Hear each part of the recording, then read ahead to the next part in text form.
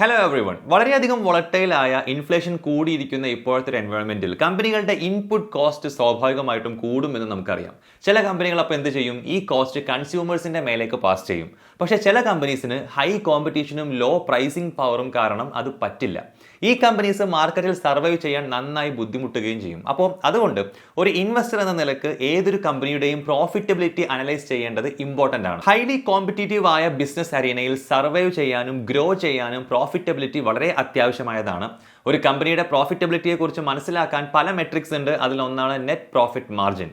Net margin എന്നും ഇതിനെ വിളിക്കും. ഇതൊരു റേഷ്യോ ആണ്. റവന്യൂവിന്റെ എത്ര പെർസെൻറ്റേജ് ആണ് പ്രോഫിറ്റ് എന്ന് മെഷർ ചെയ്യാൻ ഇത് നമ്മളെ സഹായിക്കും.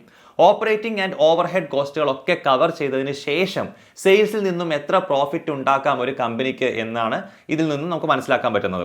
ഓപ്പറേറ്റിംഗ് കോസ്റ്റ് എന്ന് പറഞ്ഞാൽ കമ്പനിയുടെ പ്രൈമറി പ്രൊഡക്റ്റ് നിർമ്മിക്കാൻ വരുന്ന ചെലവാണ്. ഓവർഹെഡ് കോസ്റ്റ് എന്ന് വെച്ചാൽ rent, utilities, freight charges, employee payroll തുടങ്ങിയവയുമായി ബന്ധപ്പെട്ട ചെലവുകളാണ്. ഒരു കമ്പനിയുടെ ഫിനാൻഷ്യൽ ഹെൽത്ത് മനസ്സിലാക്കാൻ നെറ്റ് പ്രോഫിറ്റ് മാർജിൻ വളരെ ഇമ്പോർട്ടന്റ് ആണ്. ഒരു കമ്പനിക്ക് കുറഞ്ഞ പ്രൈസിംഗ് പവറും ഓൾറെഡി ഒരു ലോ പ്രോഫിറ്റ് മാർജിനുമാണ് ഉള്ളതെങ്കിൽ ആ കമ്പനിയുടെ റവന്യൂ വർദ്ധിച്ചു വരുന്നുണ്ടെങ്കിൽ പോലും പ്രോഫിറ്റ് മാർജിൻ കുറഞ്ഞു വരും. കാരണം ഹൈ ഓപ്പറേറ്റിംഗ് കോസ്റ്റ് ആയിരിക്കും ആ കമ്പനിക്കുള്ളത്.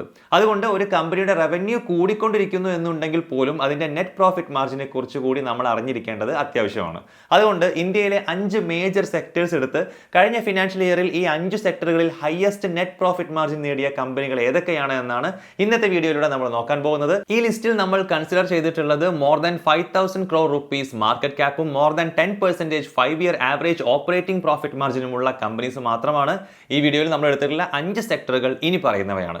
BFSI, that is Banking, Financial Service and Insurance Sector, IT Sector, FMCG, that is Fast Moving Consumer Goods Sector, Auto Sector, Pharma Sector എന്നിവയാണ്. ഈ സെക്ടറുകളിൽ ഓരോന്നിലും ഹയസ്റ്റ് നെറ്റ് പ്രോഫിറ്റ് മാർജിൻ കാണിച്ചിട്ടുള്ള കമ്പനികളാണ് നമ്മുടെ ലിസ്റ്റിലുള്ളത്. മാത്രമല്ല ഈ വീഡിയോയ്ക്ക് വേണ്ടി നമ്മൾ കൺസിഡർ ചെയ്തിട്ടുള്ള നമ്പേഴ്സ് ഓഗസ്റ്റ് 5, 2022 മാർക്കറ്റ് ട്രേഡിംഗ് അവേഴ്സിലെ പ്രൈസസ് ആണ്. Welcome to Groww Malayalam. This is Shayas Rafia Moideen. Please don't forget to subscribe our channel for more updates and press the bell icon too. Let's start today's video.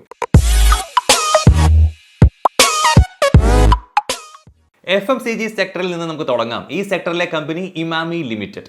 Personal care and health care പ്രൊഡക്ട്സിന്റെ manufacturing and മാർക്കറ്റിംഗിൽ involve ചെയ്യുന്ന ഇന്ത്യയിലെ one of the leading FMCG കമ്പനീസിൽ ഒന്നാണ് Emami. Navratna, Boro plus, fair and handsome, Zandu തുടങ്ങിയ പല well known brands ഉൾക്കൊള്ളുന്ന more than 300 diversified products ഉണ്ട് ഈ കമ്പനിക്ക്. ആയുർവേദിക് ഹെയർ കെയർ സെഗ്മെന്റിൽ കേഷ് കിങ് എന്നൊരു ബ്രാൻഡും ഉണ്ട്. 3250 ഡിസ്ട്രിബ്യൂട്ടേഴ്സിലൂടെ 45 ലക്ഷം റീറ്റെയിൽ ഔട്ട്ലെറ്റ്സിലേക്ക് ഇമാമി എത്തുന്നുണ്ട്. ഇത് തന്നെ ഇവരുടെ വൈഡ് ഡിസ്ട്രിബ്യൂഷൻ നെറ്റ്വർക്കിന് ഒരു തെളിവാണ്. കമ്പനിക്ക് ഒരു സ്ട്രോങ് ഇന്റർനാഷണൽ പ്രസൻസ് ഉണ്ട് അറൌണ്ട് 60 കൺട്രീസിൽ. കമ്പനിയുടെ നെറ്റ് പ്രോഫിറ്റ് മാർജിൻ 28.28% ആണ്. ഇമാമിയുടെ ബിഗസ്റ്റ് സ്ട്രെങ്ത് അവരുടെ ഡിസ്ട്രിബ്യൂഷൻ റീച്ച് എക്സ്പാൻഡ് ചെയ്യുന്നതിൽ കൊടുക്കുന്ന കോൺസ്റ്റന്റ് ഫോക്കസ് ആണ്. കഴിഞ്ഞ ഫിനാൻഷ്യൽ ഇയറിൽ ഡിസ്ട്രിബ്യൂഷൻ നെറ്റ്വർക്കിലേക്ക് 8000 അഡീഷണൽ റൂറൽ ടൗൺസ് ഇവർ ആഡ് ചെയ്തു. അതിന് പുറമെ super markets and hyper markets പോലെയുള്ള മോഡേൺ ട്രേഡ് ഔട്ട്ലെറ്റ്സും ഇവർ എക്സ്പാൻഡ് ചെയ്തു. 3300-ലധികം ഔട്ട്ലെറ്റ്സിലൂടെ 40-ലധികം സിറ്റീസിൽ കവറേജ് നൽകുന്നുണ്ട് ഇമാമിക്ക് അവരുടെ റവന്യൂസ് വർദ്ധിപ്പിക്കാനും കഴിഞ്ഞിട്ടുണ്ട് ഇതിലൂടെ. ഫിനാൻഷ്യൽ ഇയർ 22-ൽ ഹെൽത്ത് കെയർ പ്രൊഡക്ട്സിനായി 31,000 ന്യൂ ഔട്ട്ലെറ്റ്സും ഓപ്പൺ ചെയ്തിട്ടുണ്ട്. പിന്നെ ഇ കൊമേഴ്സിലൂടെ റവന്യൂസിന് നല്ല ബൂസ്റ്റ് കിട്ടുന്നുണ്ട്. ഒരു മേജർ റിസ്ക് ഉള്ളത് ഡിമാൻഡിൽ ഒരു സ്ലോ ഡൗൺ സംഭവിക്കുമോ എന്നുള്ളതാണ്. സമീപഭാവിയിൽ ഹൈ ഇൻഫ്ലേഷൻ കാരണം കമ്പനിയുടെ മാർജിൻസ് കുറഞ്ഞേക്കാം. പിന്നെ ഈ കമ്പനി ഈ അടുത്ത് പുറത്തിറക്കിയ ആയുർവേദ ബ്രാൻഡ്സ് കേഷ് കല ആൻഡ് ബോറോ പ്ലസ് പ്രതീക്ഷിച്ച പോലെ പെർഫോം ചെയ്തിട്ടില്ല ഫിനാൻഷ്യൽ ഇയർ 22-ൽ. അപ്പോൾ ഇനി നമുക്ക് ഈ കമ്പനിയുടെ പ്രധാനപ്പെട്ട ഫിനാൻഷ്യൽ ആൻഡ് ടെക്നിക്കൽ ഇൻഡിക്കേറ്റേഴ്സ് സ്ക്രീനിൽ കാണാം.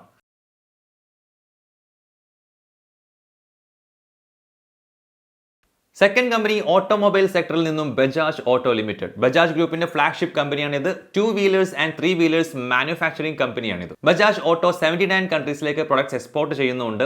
ലോകത്തിലെ 4th largest motorcycle manufacturing കമ്പനീസിൽ ഒന്നാണ് ഇവർ. പിന്നെ ലോകത്തിലെ ലാർജസ്റ്റ് 3 വീലർ മാനുഫാക്ചററും ബജാജ് ആണ്. Net profit margin 17.32%. Motorcycle സെഗ്മെന്റിലും 3 വീലർ സെഗ്മെന്റിലുമുള്ള healthy market share and strong product development capabilities ആണ് ബിഗസ്റ്റ് സ്ട്രെങ്ത്.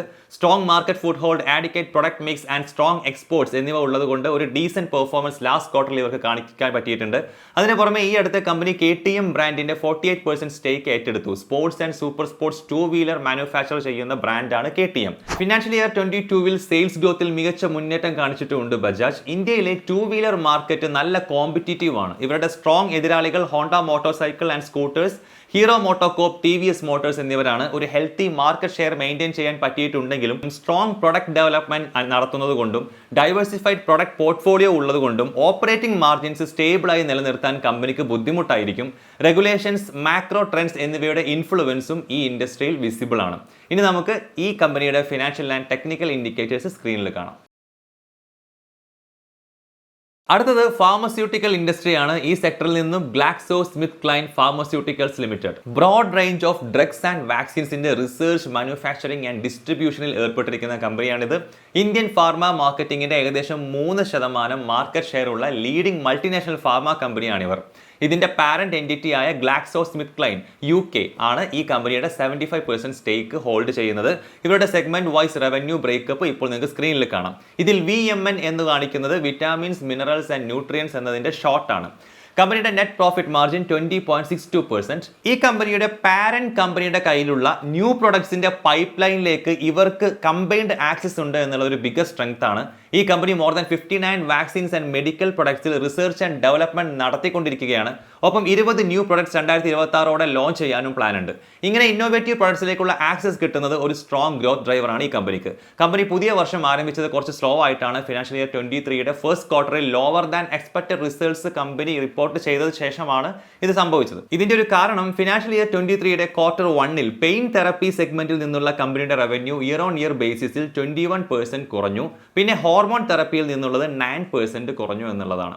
ഓൾസോ വാക്സിൻ സെഗ്മെന്റിൽ നടന്ന സെയിൽസ് ഫ്ലാറ്റ് ആയിരുന്നു ഇയർ ഓൺ ഇയർ ബേസിസിൽ. ഫസ്റ്റ് 3 ക്വാർട്ടേഴ്സ് മുതൽ കമ്പനിയുടെ സെയിൽസ് കുറഞ്ഞു വരുന്നതാണ് കാണുന്നത്. ഇത് ഗ്ലാക്സോ സ്മിത്ത് ക്ലൈൻ ഫാർമ ഇന്ത്യയുടെ ഗ്രോത്തിന്റെ വേഗത കുറച്ചിട്ടുണ്ട് എന്നാണ് കാണിക്കുന്നത്. ഇനി നമുക്ക് ഈ കമ്പനിയുടെ ഫിനാൻഷ്യൽ ആൻഡ് ടെക്നിക്കൽ ഇൻഡിക്കേറ്റേഴ്സ് നോക്കാം.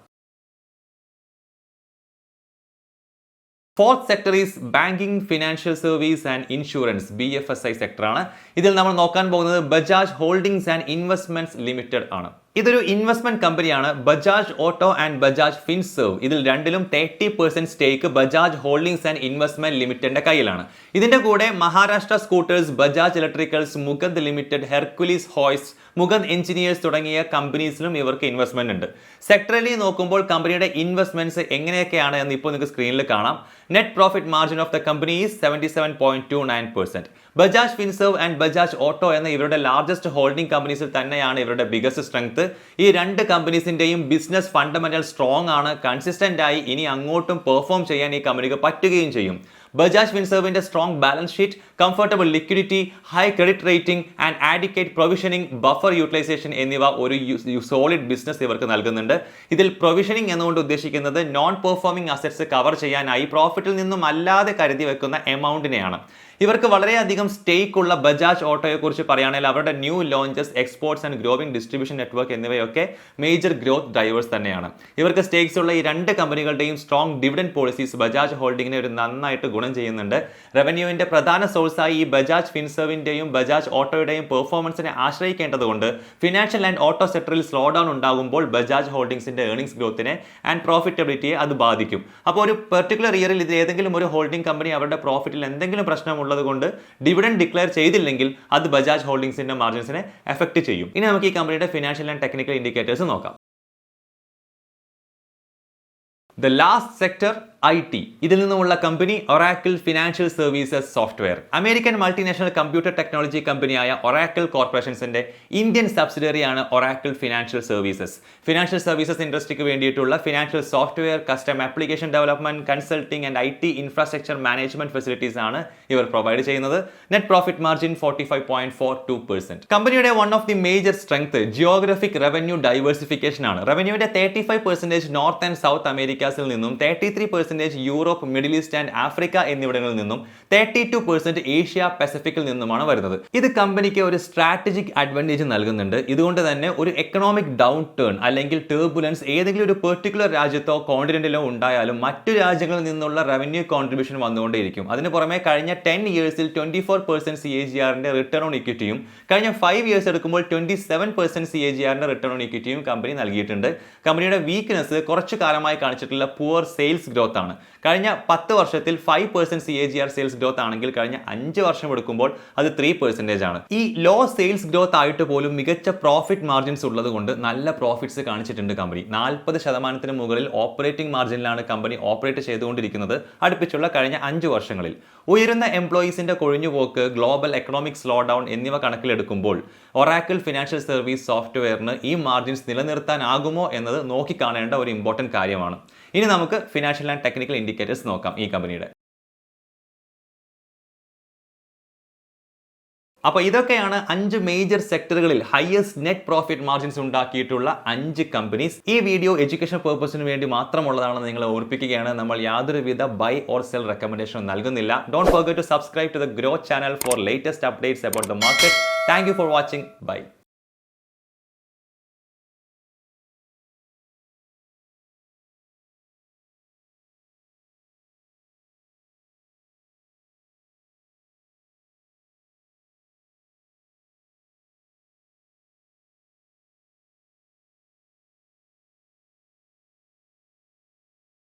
Investment in securities market are subject to market risks. Read all the related documents carefully before investing. Please read the risk disclosure documents carefully before investing in equity shares, derivatives, mutual fund, and or other instruments traded on the stock exchanges.